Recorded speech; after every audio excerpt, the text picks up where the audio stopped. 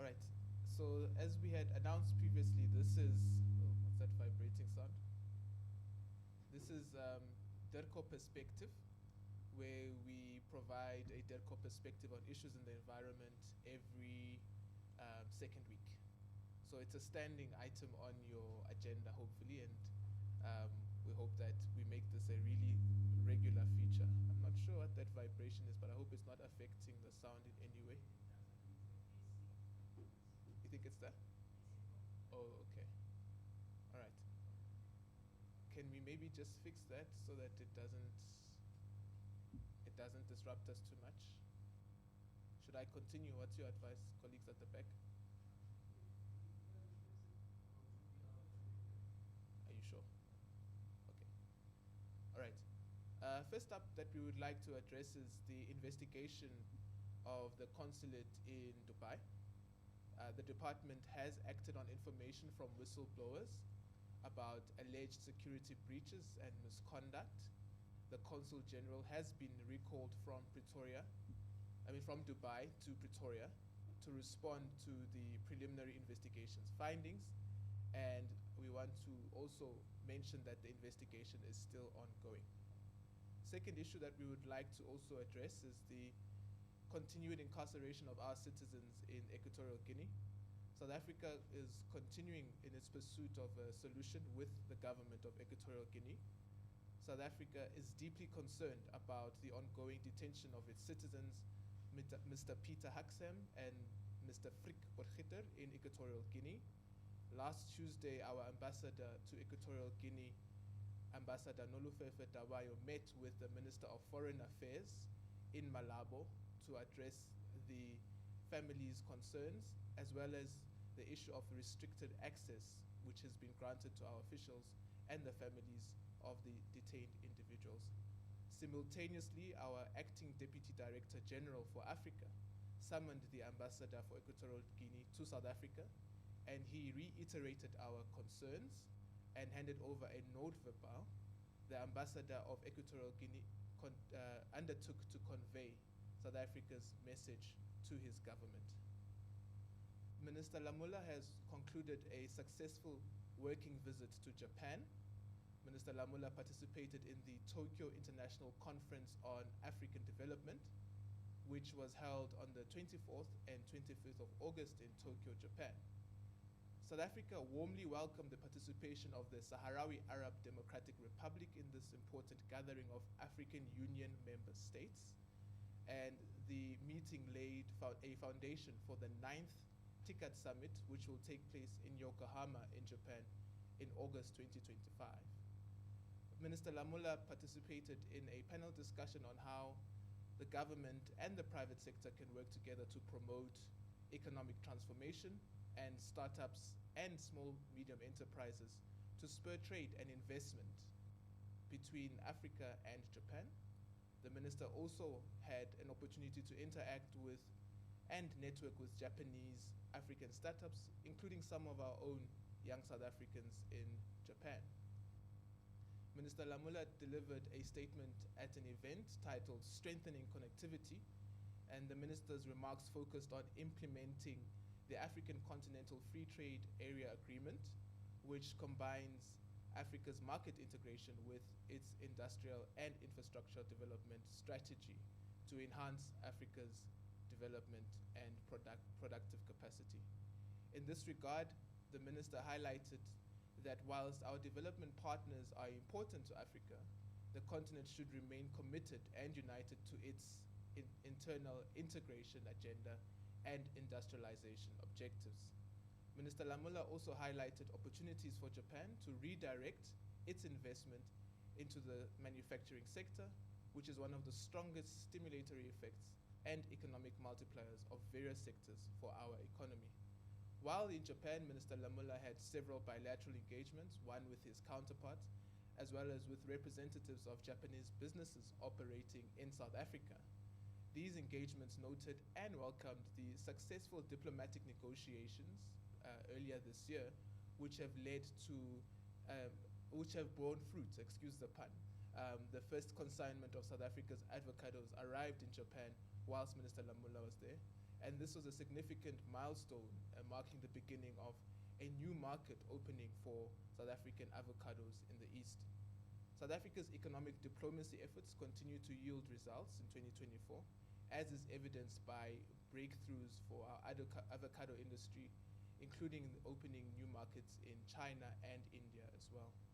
Speaking to Toyota executives attending the JETRO interaction, Minister Lamula acknowledged Toyota's most recent announcement of a strategic investment of 1.2 billion rand in the South African automotive industry.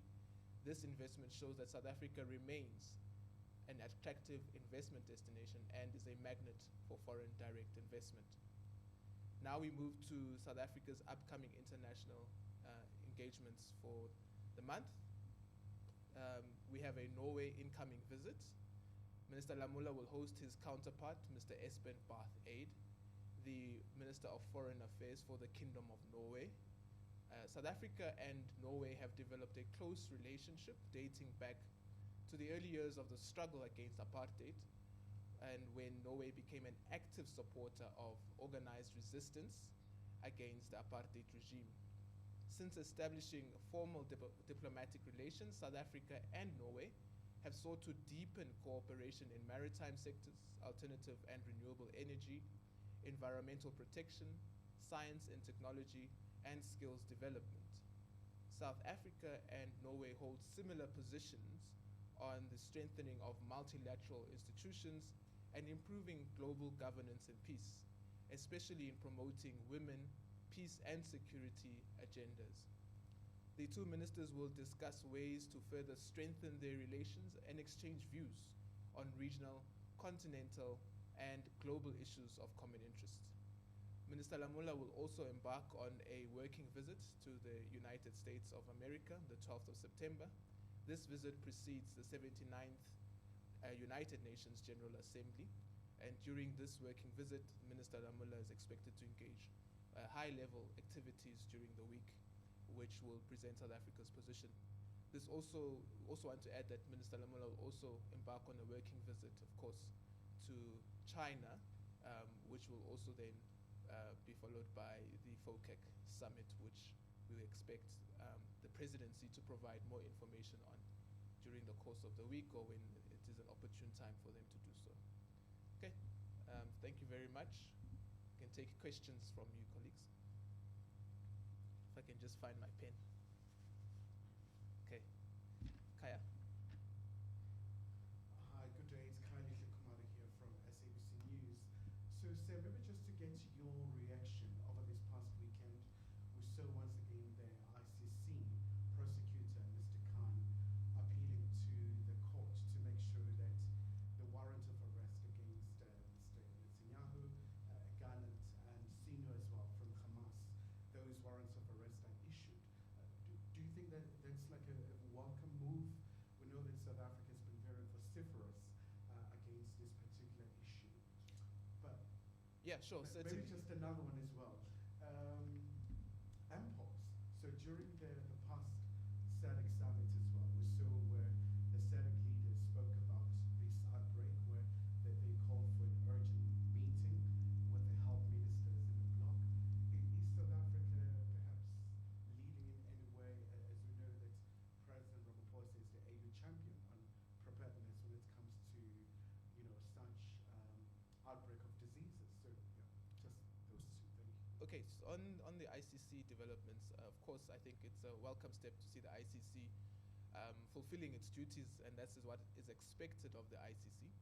So indeed, it is encouraging that the work that the ICC is doing is continuing, and we look forward to the processes unfolding in a just manner, in a manner that ensures that there's accountability for what we are seeing, the war crimes, at the very least, of what we are seeing in the Gaza Strip. On the MPOX issue, yes, quite correctly, it's a very emerging issue and an important issue in the SADC region. We have seen an increase in cases, and in South Africa as well. I think as we stand now, the cases are at about 27. So this is something that we do believe our SADC Council ministers will be convening on soon, as per the directive of SADC. And quite correctly as well, President Ramaphosa, as the champion of the Health Committee has really placed this as something that we should be able to attend to as quickly as possible, so that we are prepared to deal with this endemic, as well as to ensure that when we do need the vaccines, we have the capacity to vaccinate our people. So I think those are the emerging priorities, and we hope that our counterparts in the health departments will be able to provide a technical response substantively quite soon.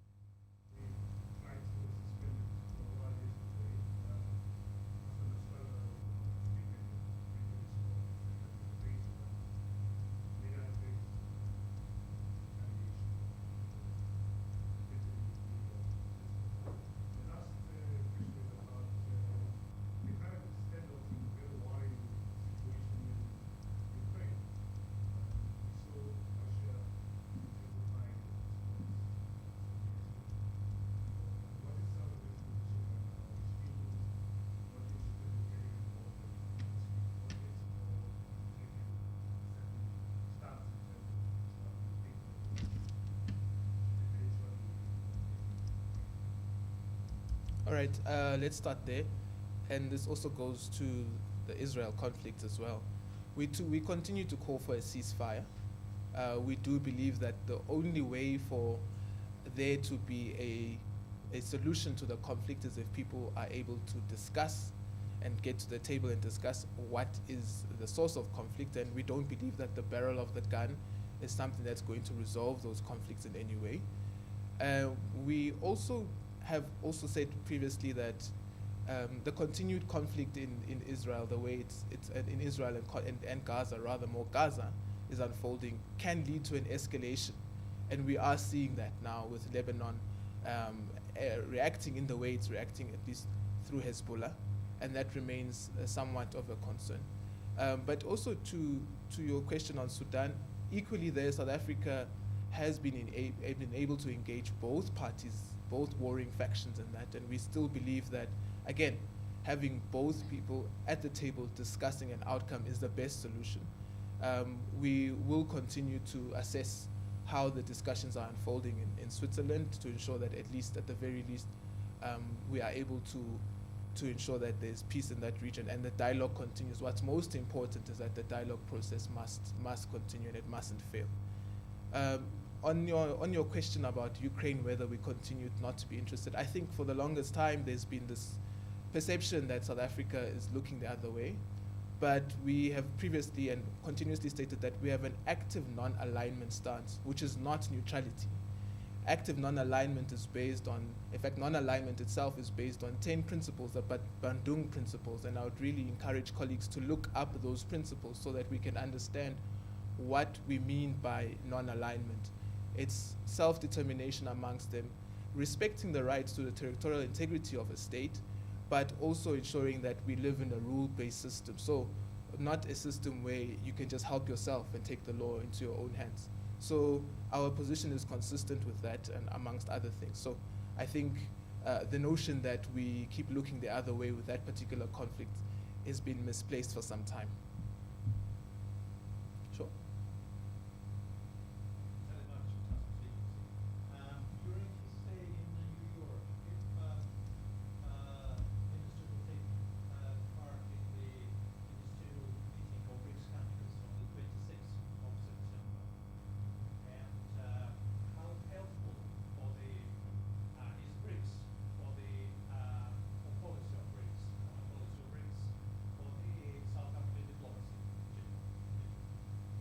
Yes, certainly the minister will be taking part in a number of meetings, and that's likely to be one of them.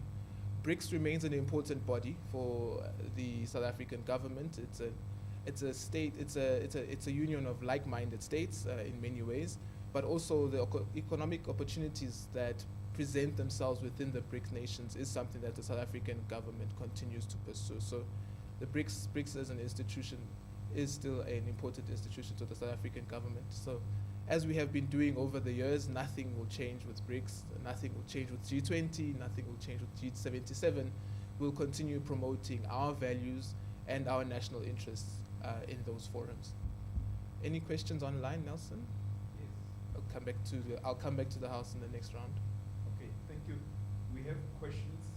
One from Peter Fabricius. He's asking, please could you explain why you have recalled the ambassador, the consul general in Dubai, and to Livona? What does the department believe he has done wrong? And is there a wider problem of irregular fraudulent visas issued by DIRCO officials abroad?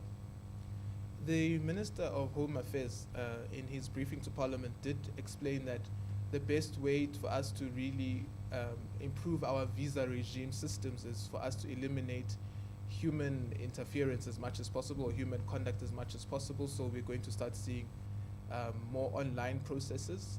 That's something we will look forward to and welcome.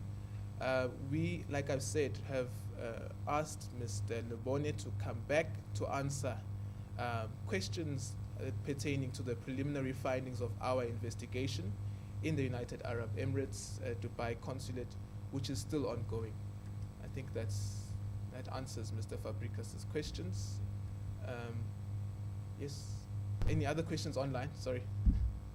It's a similar question from Lindsay Tainklinger. She's saying, in light of reports that DIRCO officials are flouting Home Affairs procedures for the issuing of visas at foreign missions, is DIRCO looking at reviewing its relationship with Home Affairs on its officials performing this Home Affairs duties?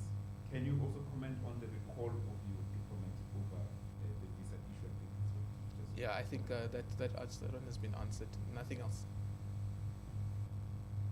Okay, let's go back in the room. Any questions in the room? After you, Kaya, before you, Kaya, let's make you the last person. Let's take the colleagues in the crescent there. Yeah.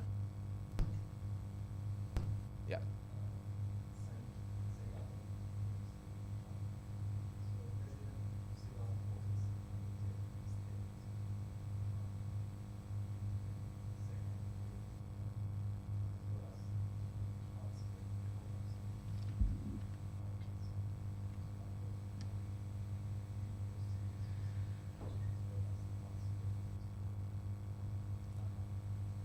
Okay, I'll leave that one to the presidency.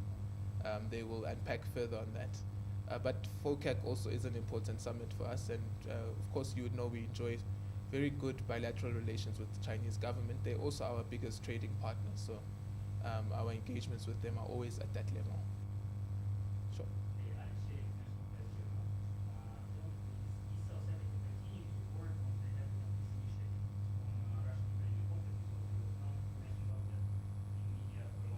Yes, certainly. That's a very important initiative that South Africa has initiated. And it actually speaks to my point about non-alignment, where I think President Ramaphosa is one of the very few world leaders in the world who is able to speak on a regular basis to both President Putin and President Zelensky. And so, and that's as a result partly of that African initiative. And we'll continue to pursue it.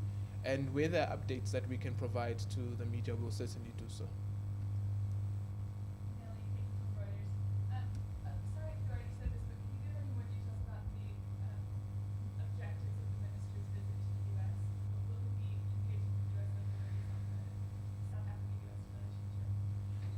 I have not mentioned who he'll be engaging, but it is anticipated that we will have an engagement with the Secretary of State during a bilateral meeting and other high-level officials as well in the United States. As you'd know, on the margins of the United Nations General Assembly, generally you get to engage with a number of one's counterparts, and we anticipate that Secretary Blinken will be one of those. And this will be based on our mutual interests as countries, but also exchanging views on the current dynamics in the world as well. Kaya. I'd forgotten about you, honestly. Once again, it's Kaya here from SABC. So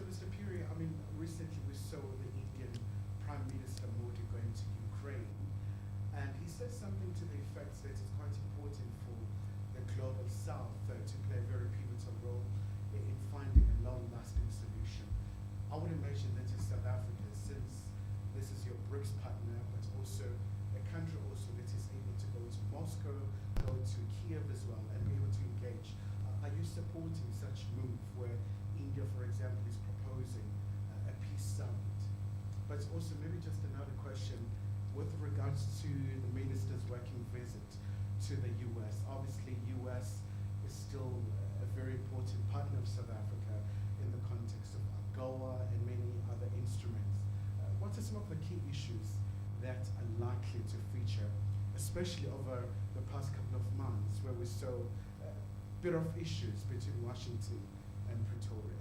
Let me start there, Kaya. I think our relations with the US remain very strong, open and candid. Where we disagree on issues, we are able to say so unequivocally, and we find ways to address those disagreements. Of course, respecting our own sovereignty, we have an obligation to stand up for the positions that we believe are important to us and stand up for what we believe is consistent with our values. So that will be the ongoing nature of our relationship with the US. On the Peace Summit, you would know, Mrs. Tole, that South Africa, through the National Security Advisor and our Director General, St. Dango, have been participating in a number of initiatives which have been calling for both parties to be at the table. And if that materializes itself in the form of a peace summit, I think that would be consistent with what we aspire for that region. And ultimately, it will be consistent with what we desire, which is ultimately a long-lasting solution, but a long-lasting solution that is brought to and agreed to by both President Zelensky and both President Putin at the table. Nelson, any other questions? Yes, we have one from Claire, who is from RFI. RFI is Radio France International.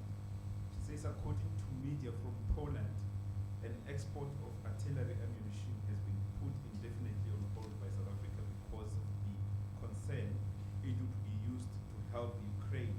Is DIRCO aware of it? And if it is this a concern? Is there a concern from South Africa that weapons exported from South Africa are being used against Moscow in the war in Ukraine?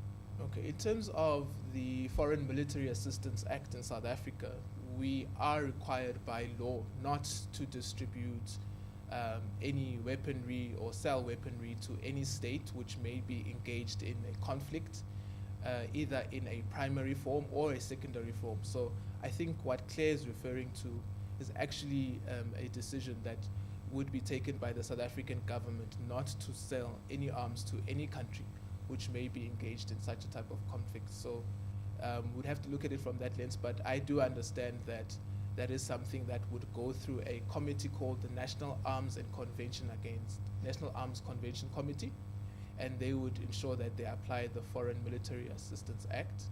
And one of the people who would sit in such a committee is the Foreign Affairs Minister or our DIRCO Minister. So it would be something, if there is weaponry in Poland that is South African and is going to be used in Poland, that would be inconsistent with that law, and also would be something that would be flagged by such a committee. All right, thanks. I think that then concludes our presser. We look forward to seeing you again soon. 2 weeks from now, to be exact. Thank you.